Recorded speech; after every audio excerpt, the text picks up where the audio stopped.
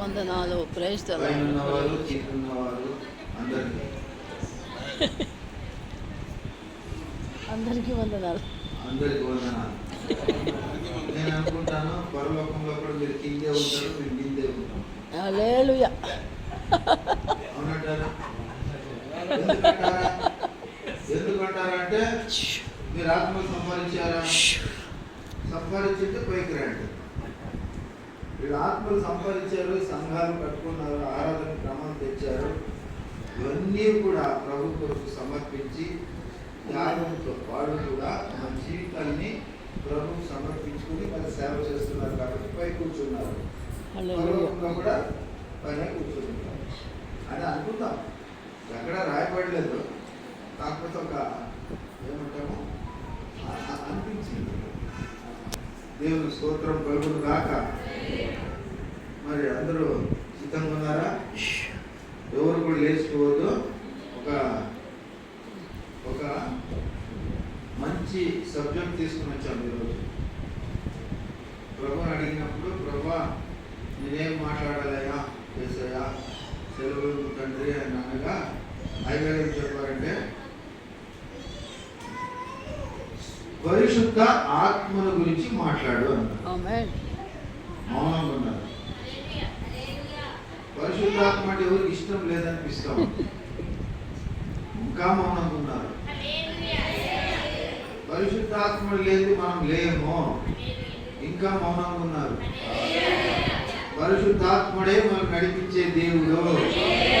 పరిశుద్ధాత్మ దేవుడే సహాయం చేయగల దేవుడు. పరిశుద్ధాత్మ దేవుణ్ణి తండ్రి అయిన దేవుడు భూలోకానికి పంపించాడు. పరిశుద్ధాత్మని కనుగొన్న వారు చాలా మంది ఉన్నారు, కానీ పరిశుద్ధాత్మ దేవుణ్ణి ఉనికిని కనుగొన్న వారు కొంతమందే. పరిశుద్ధాత్మ దేవుడు ఎవరైనా చెప్పగలరు? ఒక్కరు కిందున్నవారు. ఆయన ఎవరో మొన్న చెప్పాను మీకు. సరే, సమయము కొంచెమే ఉంది, సద్వినియోగం చేసుకోవాలి. నిన్న వాక్యం విన్నాం కదా, ఆ సమయంలోనే ముగిస్తాను. అయ్యగారు స్టాండింగ్ ఇన్స్ట్రక్షన్స్ అంటారు ఇంగ్లీష్లో. ఏమంటారు? స్టాండింగ్ ఇన్స్ట్రక్షన్స్ అంటే ఖచ్చితంగా ఆ సమయాన్ని పాటించి అక్కడికి ముగించాలా. దేవుని స్తోత్రం. పరిశుద్ధంగా ఉన్నారా?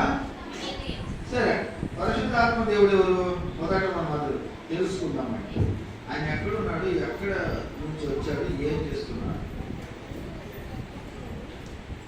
ఏ పిల్లలు కూర్చొనే ఉండాలా, లేచి పోకూడదు, తిరగాడకూడదు. చిన్నవాడు ఎవరు? వీడు మనకి ఇన్పట్టలేదు, మనం చెప్పండి. మౌనంగా కూర్చోవాలా. ఎవరు కూడా గలాట చెయ్యాలి. గలాట చెయ్యాలా? రే బాబు, నీ పేరేంటి?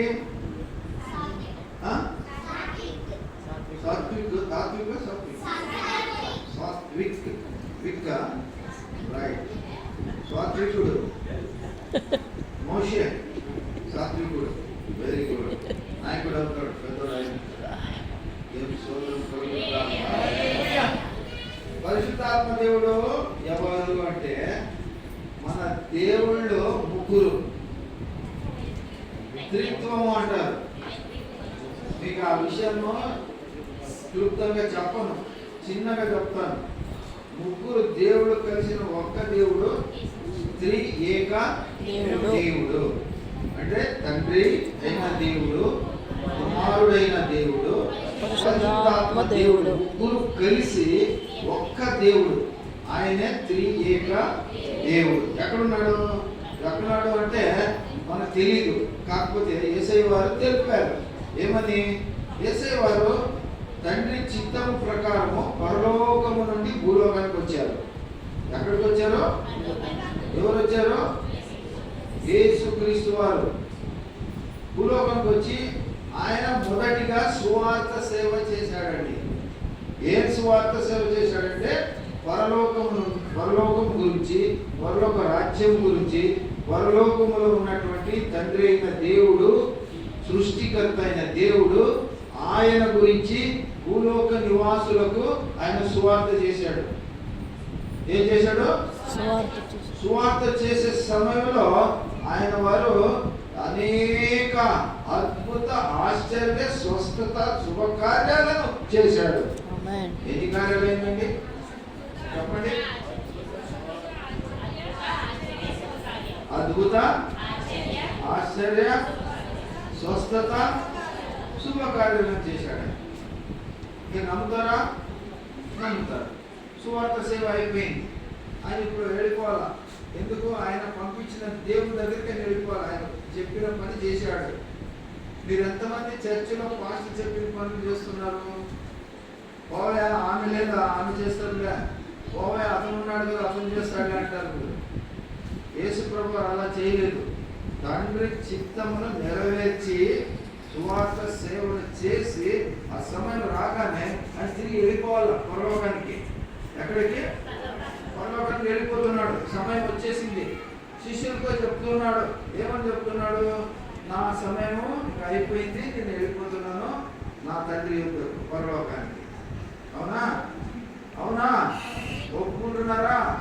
ఇప్పుడు యేసు ప్రభు వారు వెళ్ళే సమయం వచ్చింది. శిష్యులకు చెప్తూ ఉండగా శిష్యులు ఏడుస్తున్నారు, దుఃఖపడుతున్నారు. అయ్యా యేసయ్యా, మీరు లేని జీవితం మాకెందుకయ్యా? మీరు లేకుంటే మేము బతకలేమయ్యా. మా పరిస్థితి ఏంటయ్యా? మమ్మల్ని ఒంటరిగా చేసి వెళ్ళిపోతున్నావు ప్రభా అని వాళ్ళు దుఃఖపడుతూ ఏడుస్తూ ఆయనతో గోజాడుతున్నారు, అడుగుతున్నారు.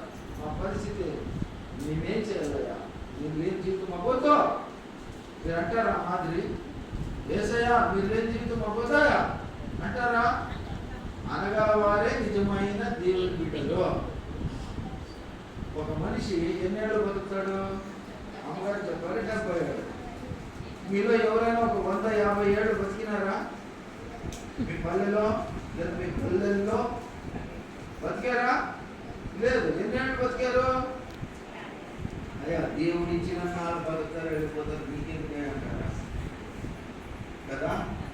అంటే నేను చెప్పే అర్థం ఏమంటే మనిషి యొక్క జీవితము ఎలా ఉందంటే ఎప్పుడు మనము వెళ్ళిపోతామో తెలియదు. మనిషి జీవితం ఇగో నీటి మీద బుగ్గ లాంటిది. మనకు ఆయుష్ ఇచ్చేవాడు, ఆరోగ్యం ఇచ్చేవాడు తండ్రి అయిన దేవుడు, సృష్టికర్త అయిన దేవుడు చేసేవాడు. హల్లెలూయా. కాబట్టి మీరు ఎలా ఉండాలంటే ప్రతి క్షణం, అనుక్షణం, క్షణం క్షణం తండ్రి అయిన దేవుణ్ణి, యేసయ్య వారిని మీరు పరిశుద్ధాత్మ దేవుణ్ణి ప్రార్థించే వారిగా ఉండాలి. ఎప్పుడేం జరుగుతుందో, ఎప్పుడేం సంభవిస్తుందో తెలియదు. తెలుసుకుని సత్యం ఏమంటే అందరూ వెళ్ళిపోతారు, కాకపోతే ముందు వెనక. మీరు ముందు పోతే నేను వెనక రావాల్సిందే, లేదా నేను ముందు పోతే మీరు వెనక రావలసిన వారే. కాబట్టి ఈ సత్యాన్ని తెలుసుకున్నారు ఎవరో శిష్యులు. యేసయ్య లేని జీవితం ఎందుకండి మాకు?